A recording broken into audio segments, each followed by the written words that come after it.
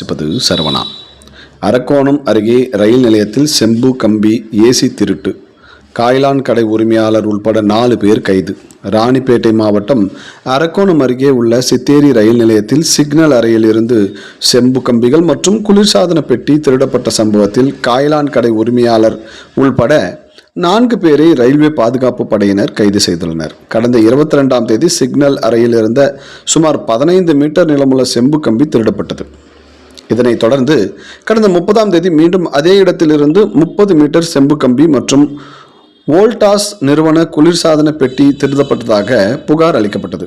இதனை அடுத்து ரயில்வே பாதுகாப்பு ஆணையர் வல்லீஸ்வராவ் தலைமையில் ஆய்வாளர்கள் செந்தில்குமார் மற்றும் நவீன்குமார் ஆகியோர் கொண்ட தனிப்படை அமைக்கப்பட்டு தீவிர விசாரணை மேற்கொள்ளப்பட்டது.